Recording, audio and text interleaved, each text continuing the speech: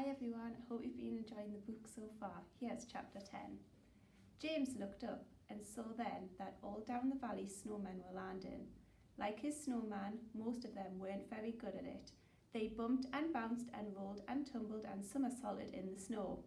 But in the end they all helped one another to their feet, exchanging greetings, laughing out loud, all of them. James could see, happy to be home.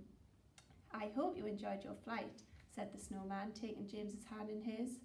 Now, come along with me. There's a very special someone I want you to meet.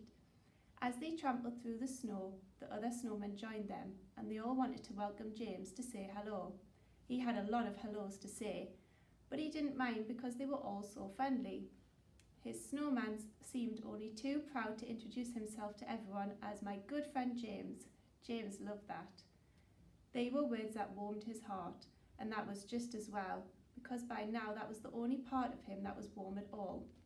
On they tramped deeper and deeper into the valley until they found themselves walking into a huge cave of snow and ice, where hundreds of other snowmen were waiting for them. The cave was full of jolly chatter and deep laughter, and there was music playing. There was singing and dancing. It was a party, a snowman's party.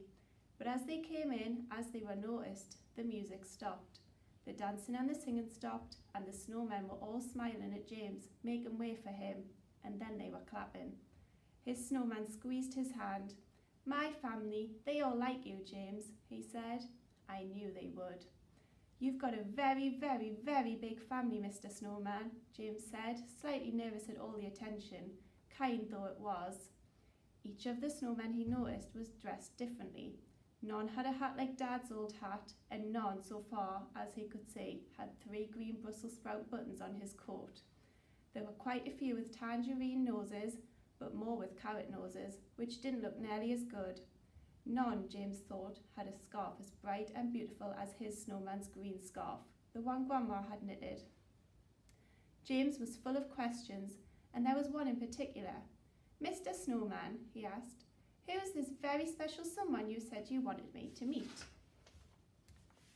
Right there, replied the snowman. Look. And just as he was speaking, through the crowd of snowmen came someone much smaller and redder and chubbier than any of them, with the longest, whitest beard James had ever seen. He looked just like Grandma's Father Christmas they always had underneath the Christmas tree at home, except bigger, a lot bigger. And this Father Christmas walked and talked. Welcome to the North Pole. Welcome to our world, James, he said, coming towards him, smiling as broadly as all the snowmen. Father Christmas? Was this really Father Christmas talking to him? Was he living and breathing? Was he shaking him by the hand? Was this all happening? Hello, you, Father Christmas said. I was coming to see you tonight, and now you've come to see me. You're James, aren't you? And you live on a farm with your mum and dad, and Grandma comes for Christmas, doesn't she? Address, let me think.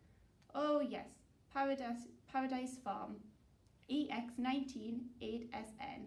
And that's in Devon, am I right? And that's in England. And you've got the dog that doesn't like me coming down your chimney and disturbing him. Growly dog. Nice chimney though. Big and wide and warm. A bit sooty, but then it would be. It's a chimney. James was speechless. Father Christmas knew everything about him. His name, his address, he even knew about Bertie. You've come just in time for the party, James, Father Christmas went on. I always have a bit of do before visiting children all over the world. Busy night ahead, and I've been busy with all those presents. You know the bit I hate? Wrapping them. I have to wrap presents for all the children everywhere, and that's a lot. Still, I mustn't complain. I have a little help from my snowman friends. But have you ever tried wrapping a bright green mountain bike with big fat tyres? He was shaking his head.